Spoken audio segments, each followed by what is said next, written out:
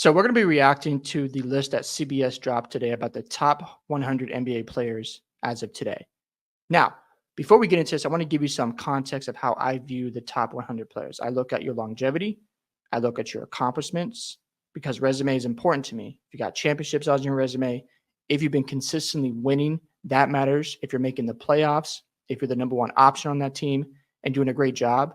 Also, if you're not regressing with your offense, your defense, and there's no dip in your game.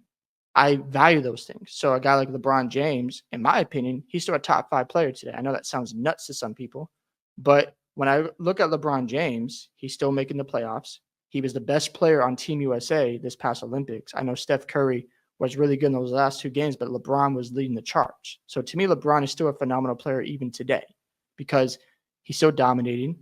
He still can get to the back. He can still get to the basket at will. So when I'm looking at these players, you're going to end up disagreeing with me, and that's fine.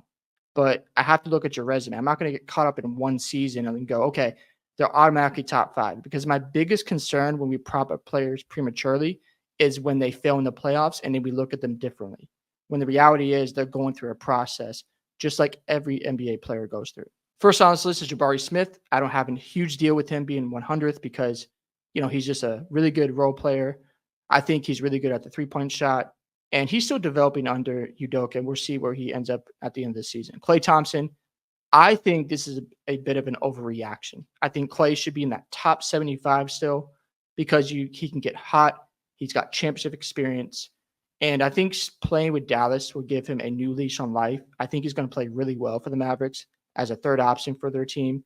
He doesn't have to be the second option next to Steph anymore. And I think he'll get plenty of opportunities to shoot the ball and be a big factor for the Mavericks this upcoming season. Kyle Kuzma, I got no problems with him being 98th. He's a good player. That's about it. Obviously he averaged more than 22 points a season, but again, efficiency isn't great. So yeah, 98th isn't a big deal to me. Bogdan Bogdanovic, solid role player, not ranked last year. I think he deserves to be in that top 100. Lou Dort, really good defender. He's an elite defender. We saw him lock up Luka. I wouldn't say lock up, but he made it tough on Luka in that second round series, and it was hard for him to score efficiently. And Lou Dort was a big factor in making things hard for Luka Doncic. KCP, I love this guy. He's a great locker room player. He does all the right things, and he always helps your team win basketball games, and you want that on your roster. 95th, don't have a huge deal because he's more of a role player, but I love KCP's game. Andrew Nembhard, I think he could take a huge leap this season. He was really good in that playoff run for the Pacers. When you saw him play against the Boston Celtics and Halliburton wasn't in the lineup, he was destroying them out there. And I love his game. I love his motor. He's only going to get better. I think Nembhard could have a really good season, maybe a breakout year next to Halliburton. Looking at Marcus Smart, I think he should be in the top 75, 70 range because I know he had the injuries, but I think Marcus Smart will bounce back this season. He'll have a bigger impact with the Grizzlies because of his leadership skills, his intangibles. All those things matter. He helped the Celtics get to the finals in 2022, was in the Eastern Conference Finals against the Heat. And I think Marcus Smart is a little bit underrated, in my opinion. Jalen Green, he's got upside, but he still hasn't reached his full potential yet. Love him, but don't know where he's going to end up after this season. Claxton, great defender, 91st. Don't have a big problem with that. Derek Lively is going to have a phenomenal season. His pick and roll action with Luka is really good. I think if he gets a jump shot, whether it's from the mid-range or from 3, there were some clips of him shooting 3-point shots in the offseason. We'll see if that translates into the regular season, but his upside is very scary to me. Derek Lively is one of the best young rim protectors in the NBA, and I think he will only improve next to Luka and Kyrie Irving. And if he gets a jump shot, it's going to be scary hours. I think Dallas is a top 2 team in the Western Conference this season. There's just no doubt in my mind. Looking at Keegan Murray, I like him as a player. I thought last year the Kings weren't as good. He did regress a little bit, but I think he'll bounce back this season. Brook Lopez, 88th, have no problem. Tyler Hero, man, I thought this guy was going to be an all-star. I really did, especially after his rookie season in the bubble. He was fantastic, but he is who he is at this point. Simons, I love him. He's playing for Portland. Hopefully the Blazers get better. Not sure if they will, but maybe if he leaves Portland, he'll get more recognition, but I still think he's a solid guy.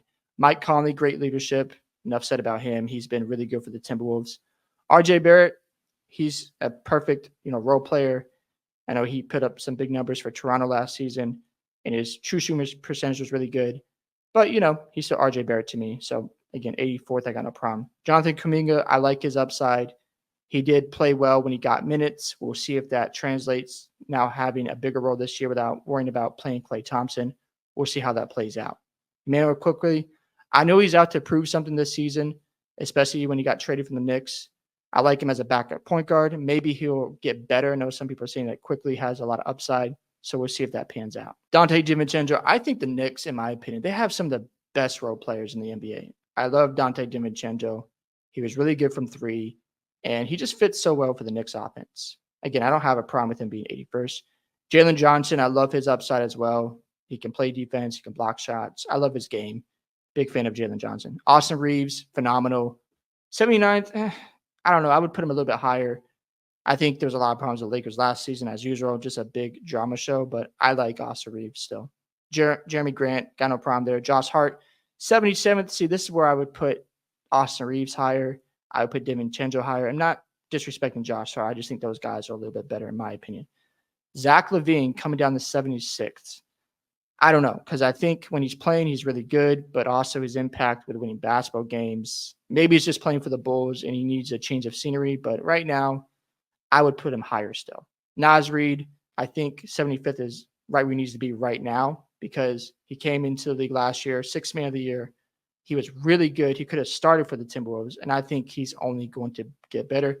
If they move off a Cat and they start Naz Reid, I think he'll only elevate, and we'll see those numbers go up because I just love how he can score the basketball. He can shoot the three, and he's always really good on offense, and he's just so smooth when it comes to scoring the basketball. CJ McCollum, I got no issue with him being 74th. Hartenstein, 73rd. Trey Murphy, again, I love Trey Murphy. He can shoot the ball really well. He is just always solid out there for the Pelicans. I just think when you're playing for the Pelicans, they're talking so much about Zion, when he's going to be healthy, but Trey Murphy is a perfect role player if you need a shooter out there who can stretch the floor. Kobe White, if it wasn't for Maxey, he would have won most improved player last year because his stats were unbelievable. He was averaging nearly 20 points a game. I think he has the potential to be an all-star someday. I don't know if it's going to be this year, but I think he's got a shot to make an all-star team eventually. Jalen Suggs, nothing but love for him. He really improved his three-point shot. I think he hovered around like 40%, and his defense was phenomenal. And I love his role on the Magic, and Jalen Suggs is going to get better. And it's scary what the Magic have in front of them with Suggs, Franz Wagner, and Banchero. Bradley Beal, he did decline in my opinion. He had his injuries, but Beal, Durant, and Booker, I just don't think they're the best fit in my opinion. Michael Porter Jr., perfectly ranked. Devin Vassell, I love his shooting. I think he'll get better next to Wemby. Having Chris Paul, we'll see if that works out because we know Chris Paul has injuries. Obviously, they have Casso, who they're going to develop under Chris Paul. And yeah, I do like Devin Vassell. I think he'll only get better. Brandon Miller, perfectly ranked. I think his ceiling is high. I think the Hornets just need to figure out their roster. Can LaMelo Ball stay healthy? That's a big question. But Brandon Miller, man, he's only going to get better. Alex Caruso, love Alex Caruso. Great defender. What can you say about Alex Caruso at this point? He's just consistent, great role player. And I might have him a little bit higher, but I have no problem there with him being 65th. Miles Turner, 64th. Again, no big deal for me having him there. Aaron Gordon, 63rd. I'm going to scroll down some more because I want to get to the top. Yeah, we're going LaMelo Ball, 58th. He's been injured, and that's tough because when he's out there, he's had an impact, but he's just got to stay healthy because I think if he's healthy, he's a top 35, 30 player in the league, in my opinion. Fred VanVleet, Draymond Green, Darius Garland. At this point with the Cavaliers, are they going to keep this roster together? I know they extended Donovan Mitchell, but they have such a small backcourt, and Donovan and Darius need the ball at all times.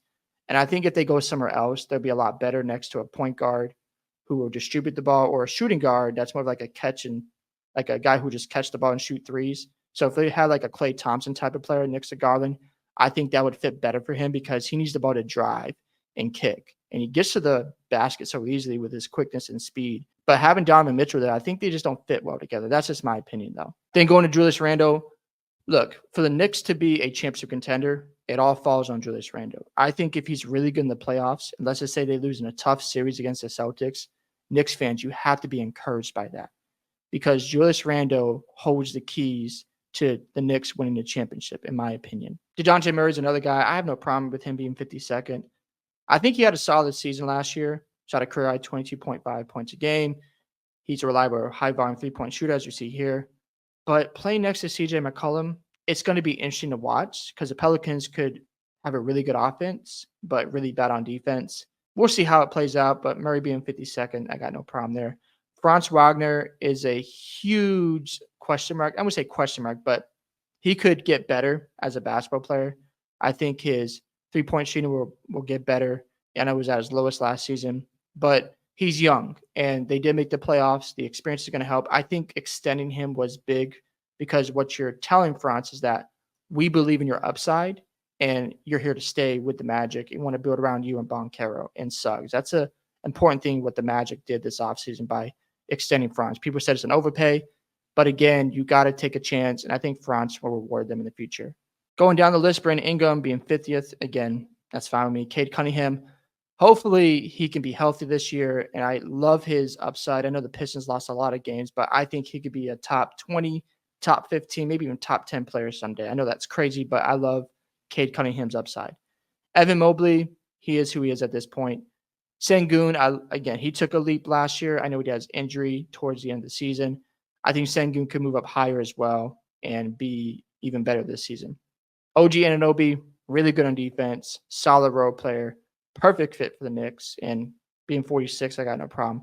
Desmond Bane, 45th, no big deal. I'm going to keep scrolling down here. Jaren Jackson Jr., I would have him in the top 35 because I know the Grizzlies has some injuries. Maybe they're overreacting to that. But I think Jaren Jackson is going to have a really good season. Scotty Barnes, he's only getting better. Mikal Bridges, again, 41st. He's a really good role player. That's really how I see Bridges. And I think it would be good for the Knicks, but as a dominating player, I don't know about that. But he's solid. Kristaps Porzingis, 40th, I've got no issue with, but he's injury prone. And I don't know. I think when it comes to Kristaps, I don't know if Boston will extend him because if he gets hurt again this season, because he's not playing until I think January. If he's not in the playoffs where he's dealing with injuries, I think Boston will not re-sign him because I don't want to deal with an injury-prone guy, and you need big guys in the future because Horford is going to retire at some point. Rudy Gobert, 39th. Again, great defender. There's a lot of disrespect on Rudy Gobert's name, and it got to be a little too much. I think he's a great rim protector. I know his offense has flaws, but if you need somebody to lock down the paint, I want Rudy Gobert down there. So Cat being 38th, he's a great shooter. Don't get me wrong. But when it comes to the playoffs, he was playing a lot around the perimeter, especially against the Mavericks. And I think disappearing in the Western Conference Finals put a bad taste in some people's mouth because I thought he was good in the first round and second round. But when it came to the Western Conference Finals, he didn't really do much. And when Minnesota needs offense, Cat has to be consistent. I need him in the post more, drawing fouls, and making his presence felt down low. Look, I know he can shoot the three, but he needs to be in the paint more often, in my opinion. Jalen Williams being 37th. I would still have Cat above him. Again, this is where I got to bring in resumes. They do matter to me. Jalen Williams is really good. Don't mistake anything. But I think he's still young, and I need to see another season of him being really good at basketball. Not saying he won't be, but again, what if he has a drop off in the playoffs and now all of a sudden we have mixed feelings about him? That's why I get concerned with propping up players too soon because I'm like, I don't know. But Jalen Williams is still a really good number 2 guy, and I think he'll have a great year. He'll definitely be an all-star in the future. I just don't know when. Derek White, 36. As a Celtics fan, I don't know because I know he had an impact with his defense. He was a borderline all-star player, but when I'm looking at these other guys' impact, I don't know. I don't know if I would have Derek White that high. I look at Jaren Jackson, even like a James Harden, I would still have these guys above him because, again, resume matters to me. Scotty Barnes, I think he's better than Derek White. Looking at Sengun, he's better than Derek White to me. I'm not trying to be disrespectful, but I think that's just a little high in my opinion. Trae Young being 35th, I would put him higher. I think he's a top 30 player, maybe top 25. I know the Hawks haven't been good, but when you have him on an offense next to somebody who can score in the pick and roll action, He can shoot the three. He can stretch the floor. I think Trae Young is still really good. I know his defense isn't great because of his size, but at the same time, he can play make. He can score with the best of them, and I would still have Trae Young higher. Jamal Murray dropping down to 34th. I would have my top 30 because he won a championship. He was really good in 2023. I know he wasn't as good in 2024 for the postseason, but you have that championship run. You were great in the bubble. Those things matter to me. So Jamal Murray, top 30 is where I put him. Pascal, 33rd. I have no problem with that. Drew Holiday being 32nd. Yeah, I'm fine with that because the Celtics have so much talent. And when I'm looking at my team, I'm going, yeah, Drew is really good. Don't get me wrong. But at the same time, I think this is perfect where he's ranked. Lauri Markkanen, I think he could be a little bit higher, but 31st, I have no problem with it. Chet Holmgren being 30th, no, I'm not for that. And the reason why is this is only his second full season. I got to see him be consistent. In case we forgot, there was a guy named Scotty Barnes where his sophomore season wasn't as good. He bounced back in his third year, but again, there's a process to getting better at basketball. And I would still have guys like Rudy Gobert, Cat. I would have Trae Young above him, Jamal Murray, Pascal, Drew, and Lauri Markkanen. And the reason why I have them higher because they've been doing this for longer than Chet. I'm not going to put him ahead of other guys who've been doing it longer than him. I'm just not going to do that. Paulo Banchero being 29th. I've got no problem with this. I still think guys like Cat, Jamal Murray, Trae Young are going to be better, and Rudy Gobert. The reason why is Paulo is still developing, getting better. And again, moving him up is fine, but to 29th ahead of guys who have been playing basketball longer than him, nah, I'm not for that right now. He's still not consistent from three. And, he's still working on his game. And I think Paulo has the potential to be a top 5 player in the NBA. I really believe that. But again, he's still developing as a player. And I just rather be patient and not prop him up too high. And if he has a bad playoff run, we start criticizing and go, well, maybe you shouldn't have had him on that list to begin with. Domantas Sabonis, really good for the Kings. He gets a ton of triple doubles. He led the league in double doubles last season. And Sabonis is a perfect fit next to Fox. I wish the Kings had another big man next to Sabonis because I think that would help him a lot instead of him being the main rim protector for the Kings because that would just open up things even more for the Sacramento Kings. De'Aaron Fox, I would still have my top 20 because, again, he's been in the league for a while, and I love his game. He's really clutch, and you just can't guard him. He's so hard to defend. He's not the most consistent three-point shooter. I know he converts it at 37%, but for him to rely on that mid-range game and still able to draw fouls, get to the line as a guard, I just value that so much. Damian Lillard, he did have some drop-off last season. Some of that was for personal reasons. I still wouldn't have him 26. I would have him maybe fringe 20. That's just how I feel about him. Kyrie Irving being 25th.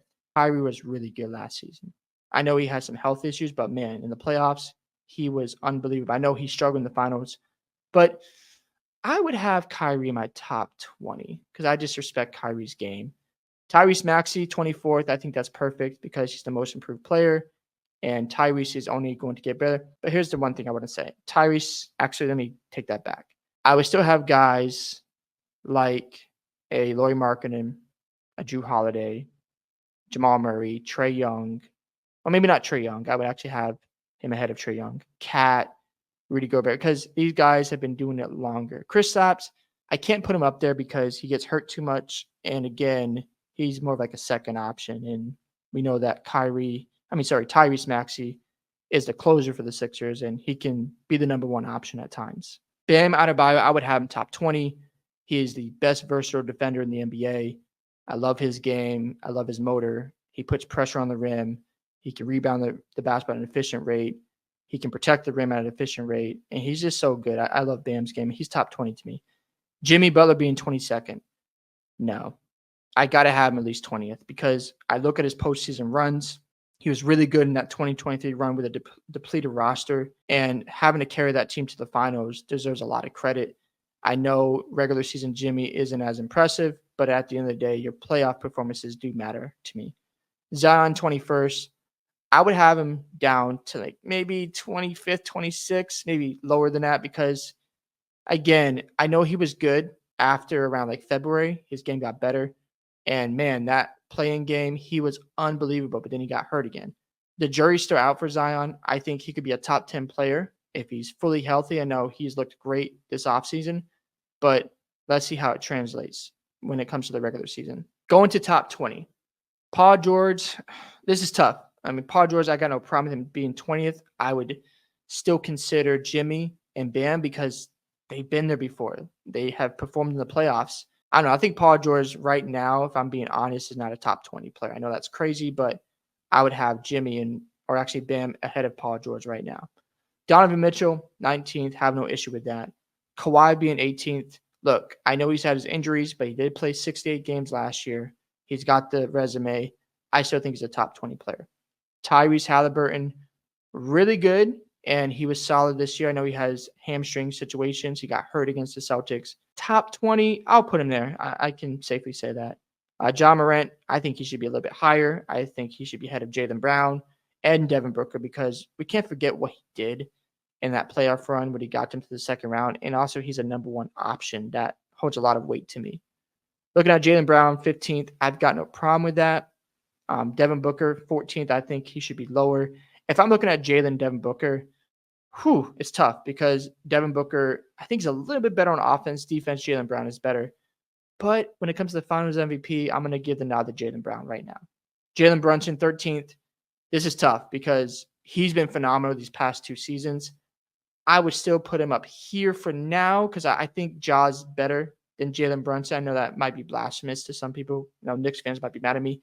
But I think Jalen Brunson this season, if he continues to dominate the way he's been playing, he will be close to a top 10 player. And if he gets a championship for the Knicks, and I think the Knicks will win the title, in my opinion, the next 2 seasons, he'll be a top 10 player. There's no doubt.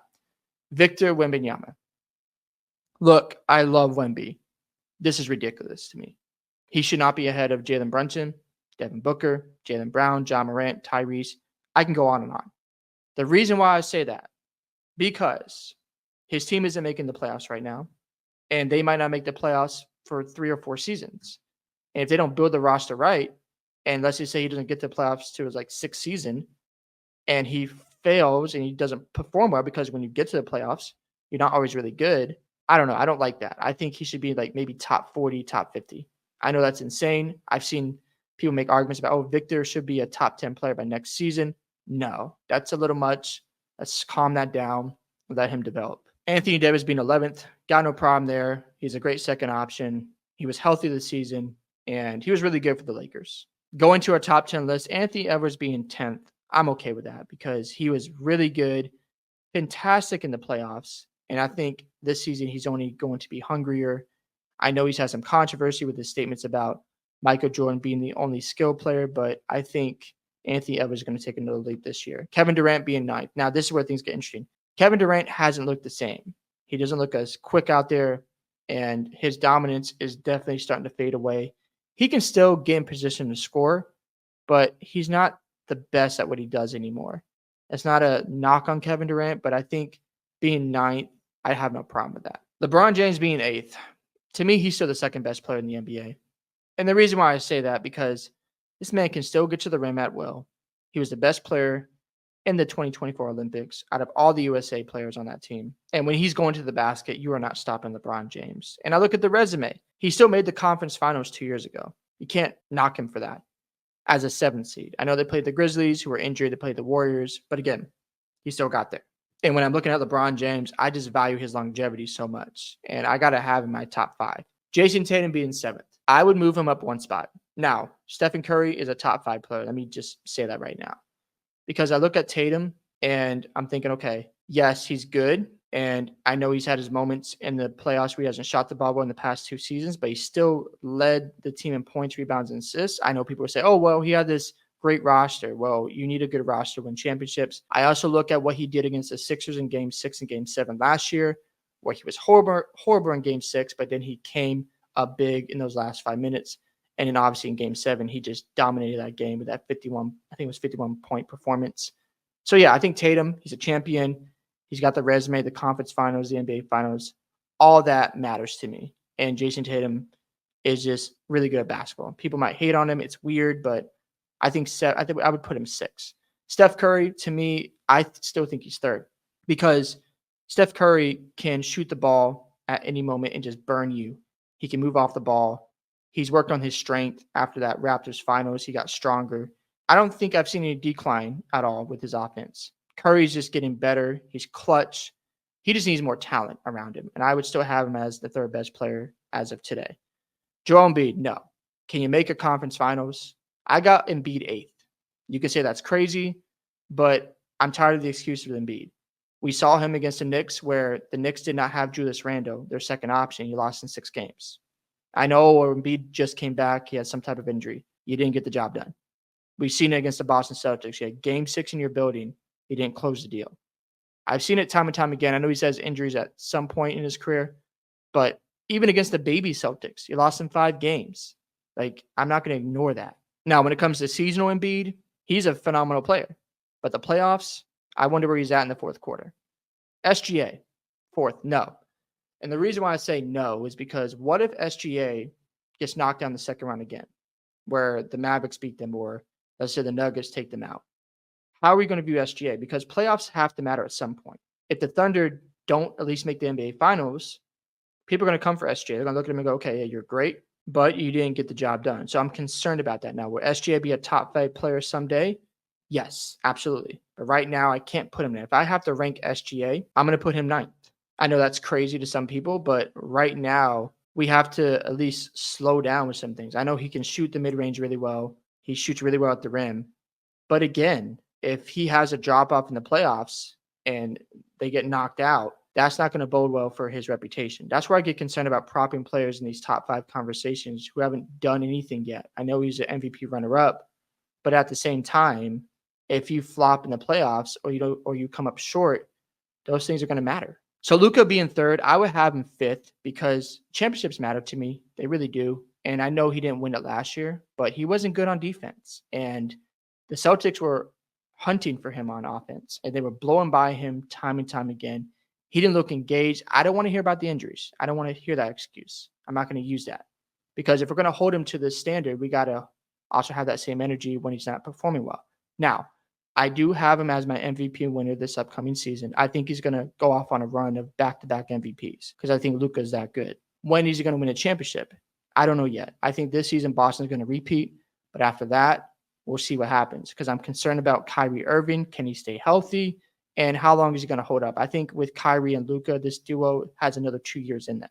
After that, we shall see what happens with the Mavericks. But once Luka Doncic gets his championship and he has his 2 MVPs, you got to move him up to the best player in the world because you look at that and you go, okay, if he's got his championship, if he has the offensive stats to back it up, and he goes on a run, let's say he wins back-to-back championships, there's no argument anymore. The case is closed for him being the best player in the world.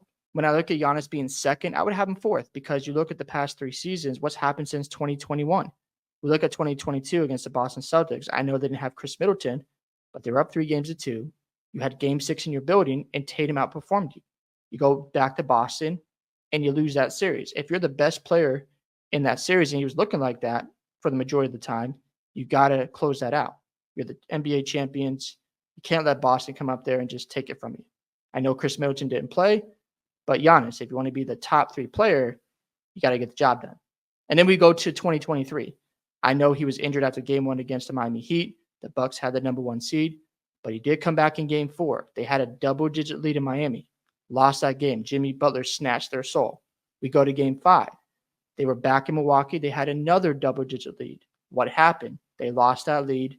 And in overtime, Giannis, I think there was a jump ball. He just passed the ball, trying to save it for whatever he was doing there. And it was just a disaster. I still think Giannis is a top 5 player.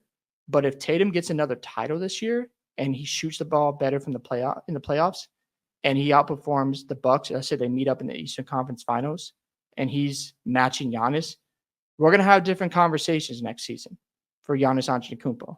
Yeah, he has his championship, but outside of that, what have you done for me lately? If you want to be in these conversations like LeBron and Curry and these other dominant players who have won multiple titles, and of course he's got the MVPs, but you got to get the job done as well. And if I'm Giannis and I care about my legacy, I would consider moving on from Milwaukee because at this point, I don't see this team being a championship contender anytime soon. They're old. Dame is not a great defender. I know they picked up Taurean Prince, They picked up Gary Trent on a minimum contract that could motivate him this season, but you still have Doc Rivers as your coach. So I'm not buying into whatever Milwaukee's trying to sell me. Last but not least, Nikola Jokic, the number one player in the world. I don't think it's even a conversation. The MVPs, the championship. He's been excellent with his passing, his scoring, his post moves. Jokic is just on another level right now. So, yeah, those are my opinions. I know LeBron and Curry still in my top 5. I just value their resume. They're still playing great basketball, even at their age. They just deserve their praise and respect. But, yeah, even if you disagree, that's cool. I have no problem with that.